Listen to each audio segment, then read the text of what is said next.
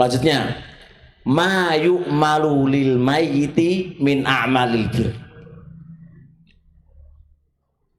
Ini maksudnya adalah orang-orang hidup berbuat kebaikan diperuntukkan untuk si mayit. Paham gak? Orang-orang hidup, ya, orang-orang hidup berbuat kebaikan itu diperuntukkan si mayit. Contoh, kita punya orang tua kan Pak yang sudah meninggal, nggih, teng kuburan itu nggih melarat Pak. Orang tua kita itu melarat teng kuburan. Nah, seorang anak harus mikir piye carane dosa-dosane wong tua iki diampuni oleh Allah. Kayaknya jenengan nggak pernah mikir ini, coba mikir boten? Paling ya wong tua wis kuburan ya wis urusane lah. Ya Allah, kasihan temen wong tua ngene iki cak. Duwe anak model ngene iki lho, wong tua lho saken. Kita harus berpikir gimana orang tua kita itu dosa-dosane diampuni oleh Allah. Tentunya lewat apa? Orang yang hidup, karena orang mati udah selesai urusannya, nggak bakal bisa beramal soleh lagi. Nah, tinggal anak-anaknya itu loh. Kita harus beramal soleh. Yang amal soleh ini bisa kita peruntukkan kepada si mayit. Kita peruntukkan, tapi pemberuntukannya ojo terlalu luas. Kata luas tahlilan ora apa-apa, ngene ora apa-apa, iku keluasan iku. Jadi terikat dengan apa yang datang dari hadis dan pemahaman para salafus soleh. Kayak apa? Sodako. Ulama sepakat sodako itu nyampe ke masjid. Ojo lali. Wahai anak jenengan oleh rezeki sedikit, sodakokan untuk orang tua kita. Ojo dipek dhewe. Di kuburan itu dia butuh amalan jenengan, butuh kirimane anak-anaknya itu loh. Ojo kok dipek dhewe. Dia yang membesarkan antum, dia yang membesarkan kita, dia yang mengajarin kita. Kita lupa dengan kedua orang tua kita. Ya wis urusannya ngono lah. Aku saiki nyaman sama anak sama bojo. Ya Allah kuwalat anak kaya ngene iki modele. Iling-ilingin niku kasihan orang tua kita itu. Sodako nanti kan ini enten umplung toh. Nah, nang umplung piro iki mulboni apa? Mulboni piro iki nang 2000 kowe iku. Saiki nang balik. 100.000 lah untuk ibuku gitu no.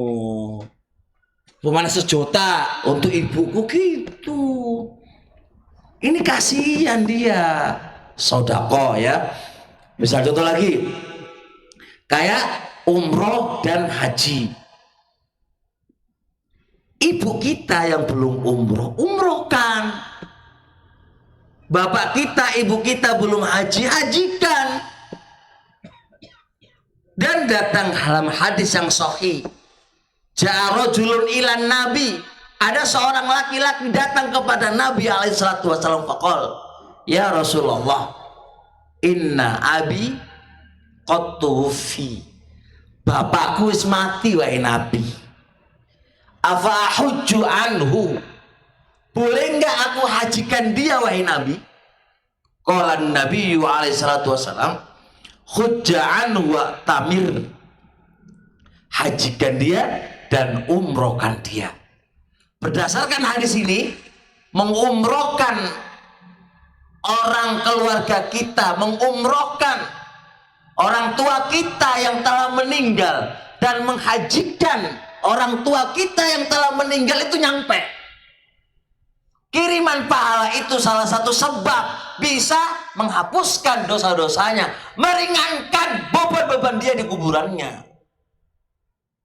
Itu yang harus kita perhatikan.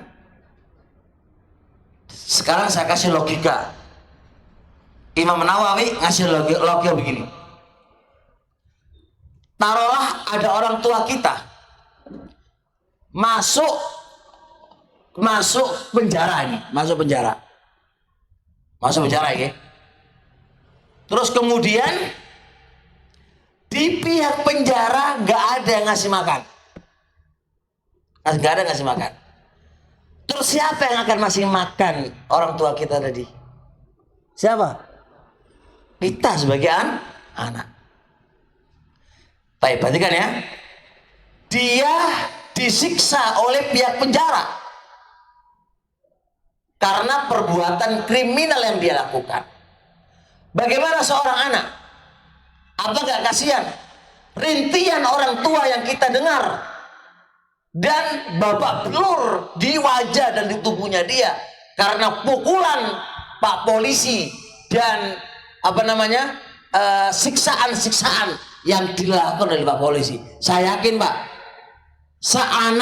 kita sebagai anak, saya yakin kita akan mencucurkan air mata melihat orang tua yang demikian ini. Maka Anda akan berpikir, bicara ini so bebas toko penjara. Kenapa kita nggak berpikir lebih berat mana siksaan yang ada di penjara dengan siksaan yang ada di kuburannya? Tobat lebih berat di kuburannya. Bagaimana kita nggak ingat sebuah hadis? Malaikat itu dua palu.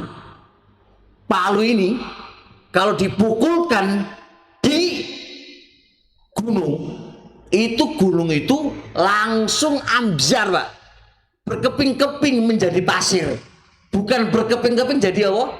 Jadi batu, jadi pasir tuh. Bayangkan ini kalau dipukulkan ke orang tua kita mau jadi apa? Apa kita nggak ingat akan duikot alaihi ardu, bumi itu menyempit lalu menghapit tubuh si orang tua kita. Lalu tulang-tulang orang tua kita menjadi gepeng karena hempitan bumi itu. Nangis Pak.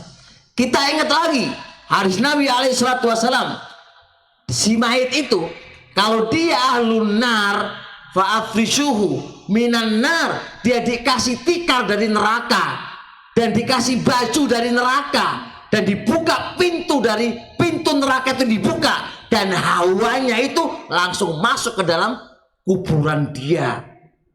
Panas luar biasa. Kita biarkan orang tua kita kayak gitu. Kita nggak lupa dia itu butuh kiriman pahala kita. Kita enak-enak dengan istri kita. Anda dibesarkan orang tua suami. Anda bisa kaya karena orang tua Anda. Anda bisa menjadi ustadz karena orang tua Anda, dukungan orang tua Anda, doa orang tua Anda. Lalu Anda sekarang memesraan dengan istri-istri kamu dan anak kamu, dan kau lupakan karena kedua orang tua kita. Kita lupakan karena kedua orang tua kita.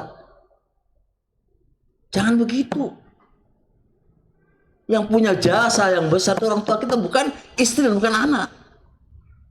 Jangan dilupakan itu. Sempatkan, berikan haknya orang tua kita. Dan itu bisa menghapus apa? Dosa-dosa kita.